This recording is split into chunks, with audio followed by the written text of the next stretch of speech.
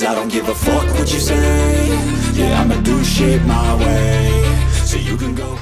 Sering nyinyir, fakta prestasi Timnas Malaysia dalam 2 tahun terakhir, Timnas Indonesia unggul segalanya.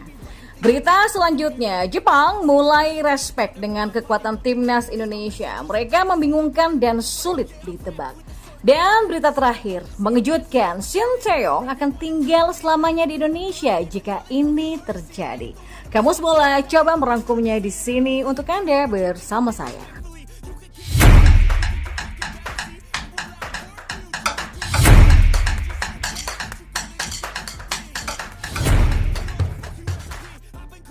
Baru-baru ini Timnas Malaysia U20 dipastikan gugur dari kualifikasi Piala Asia U20 2025 usai kalah dari Tajikistan dengan skor 0-1.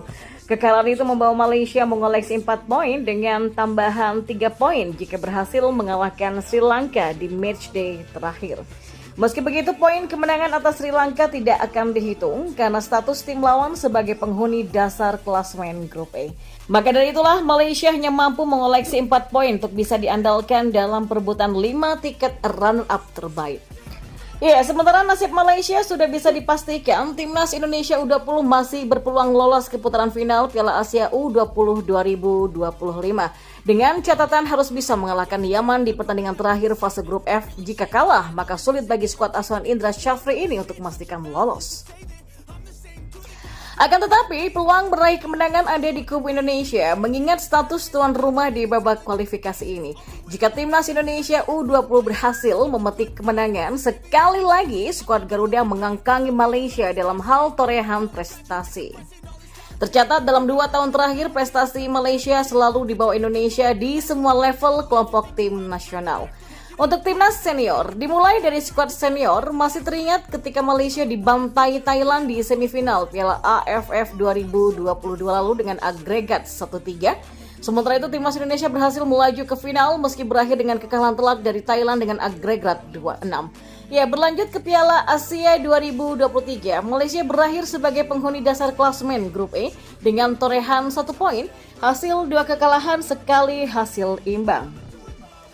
Timnas Indonesia sukses melaju ke babak 16 besar meski berstatus tim dengan peringkat FIFA terendah di turnamen ini. Sebelum kalah 0-4 dari Australia, namun langkah ke babak 16 besar tentu lebih baik daripada Malaysia yang tersingkir sebagai juru kunci. Lalu di kualifikasi Piala Dunia 2026, Timnas Indonesia berhasil melaju ke putaran ketiga, sementara Malaysia terhenti di putaran kedua. Ranking FIFA Malaysia pun dibalap Indonesia dan saat ini berjarak 3 tangga. Harimau Malaya di peringkat ke-132, sementara skuad Garuda berada di peringkat 129. Lalu di Timnas U23. Ya, dimulai dari Piala AFF U23 2022, Malaysia berhasil melaju ke semifinal tapi kalah dari Vietnam dengan skor telak 1-4. Malaysia kembali kalah dalam perebutan tempat ketiga ketika melawan Thailand lewat adu penalti dengan skor akhir 3-4. Sementara Indonesia berhasil melaju ke final namun kalah dari Vietnam lewat adu penalti dengan skor akhir 5-6. Kemudian di Piala Asia U23 2023, Malaysia berakhir menyedihkan di fase grup sebagai tim juru kunci dengan 3 kekalahan. Sementara Indonesia berhasil melaju ke semifinal sebelum kalah dari Uzbekistan dan berakhir sebagai peringkat keempat turnamen. Di tahun yang sama, Timnas Indonesia U23 berhasil meraih medali emas SEA Games 2023, sementara Malaysia terhenti di fase grup. Lalu Timnas U19 atau U20. Dimulai dari Piala AFF U19 2022, Malaysia boleh bangga usai menyabet gelar juara di ajang ini ketika Indonesia gagal lolos fase grup. Namun seketika dibalas pada edisi selanjutnya, tepatnya di Piala AFF U19 2024, Indonesia membekuk Malaysia di semifinal dengan skor 1-0. Kemudian mengalahkan Thailand di final. Timnas Indonesia U19 pun berhasil meraih gelar juara di dalam turnamen ini. Dan yang teranyar di kualifikasi Piala Asia U20 2025, Malaysia dipastikan gugur sementara Indonesia berpotensi besar untuk lolos ke putaran final. Timnas Indonesia tengah menjadi sorotan khususnya calon lawan kita di grup C putaran 3 kualifikasi Piala Dunia 2026. Bagaimana tidak, Timnas Indonesia yang tadinya menduduki peringkat 133 dunia berhasil melawan imbang tim langganan Piala Dunia seperti Arab Saudi dan Australia. Apalagi kini Indonesia terus menambah kekuatan mereka dengan mendatangkan sejumlah pemain keturunan berlabel Eropa. Melihat hal tersebut tentu tidak heran jika Jepang sebagai salah satu tim terkuat yang berada di grup C mulai menaruh rasa hormat pada anak asuh Sinteyong itu. Bahkan kini mereka menganggap bahwa Indonesia sebagai salah satu ancaman di babak ketiga. Terutama tim strategi yang selalu berubah-ubah dan sulit diprediksi oleh pelatih manapun. Hal ini juga pernah disampaikan langsung oleh pelatih Arab Saudi Roberto Mancini. Tak bisa dipungkiri bahwa Jepang memang menjadi tim terbaik di Asia saat ini. Hal itu tidak terlepas dari pemain mereka yang berkarir di luar negeri khususnya Eropa. Apalagi saking ketatnya persaingan, ada juga pemain yang sudah bermain di Eropa namun tetap tidak terpanggil. Memang standar mereka sangat tinggi. Yang membuat Jepang disegani, yaitu diantaranya beberapa pemain mereka banyak yang bermain di liga atas Eropa. Dan itulah kenapa laga Jepang selalu menjadi yang dinanti oleh masyarakat tanah air. Bukan masalah menang kalah, tapi lebih kepada sensasi pertandingan yang pastinya bakal Eropa sekali. Baru-baru ini muncul kabar dari media-media Jepang bahwa Indonesia adalah tim yang tak boleh diremehkan lagi. Hal itu karena timnas Indonesia dirasa jauh lebih berkembang dibandingkan saat pertemuan di Piala Asia kemarin. Hal tersebut dibuktikan dengan tambahan pemain keturunan seperti Mace Hilgers dan Eliane Reinder. Belum lagi media-media di Jepang juga mengawasi manuver PSSI yang masih saja terus berusaha untuk menambah kekuatan dengan mendatangkan pemain seperti Jerry Ritwald, Pascal Struijk, Ole Romeni sampai Ian Madsen.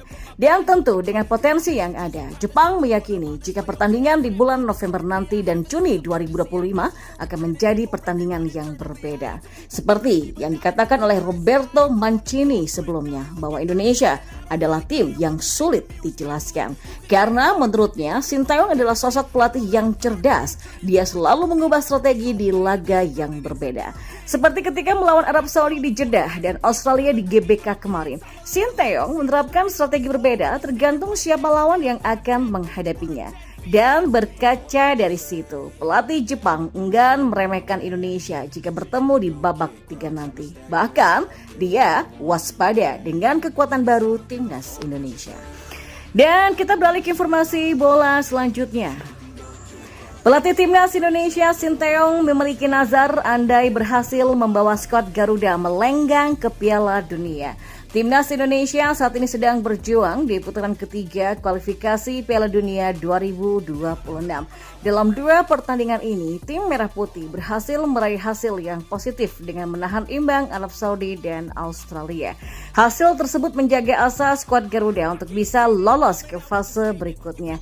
Pasalnya, Sinteyong menetapkan target untuk finish di urutan ketiga atau keempat. Saya pikir kalau Anda menetapkan target dan melakukannya dengan baik, maka impianmu akan menjadi kenyataan. Saya tidak ingin memberikan tekanan pada pemain dengan sesuatu yang tidak realistis. Jadi saya targetkan posisi ketiga dan keempat, kata Sinteyong. Ya, juru taktik asal Korea Selatan ini mengatakan bahwa dirinya berusaha untuk menyingkirkan Bahrain dan China sebab hal tersebut paling realistis. Tujuannya adalah merebut poin dari Bahrain dan China. Jadi kita mengejar 2 tim ini, kita bisa dengan mudah ke posisi 3 ataupun 4 besar. Jelasnya. Lebih lanjut, Sinteyong bahkan membuat janji kepada diri sendiri atau nazar jika berhasil membawa timnas Indonesia ke Piala Dunia. Ia mengatakan ingin tinggal di Indonesia selama hidupnya. Ya, mungkin saya memang harus tinggal di Indonesia selama sisa hidup saya. Dan saya sangat suka tegas juru taktik berusia 54 tahun tersebut.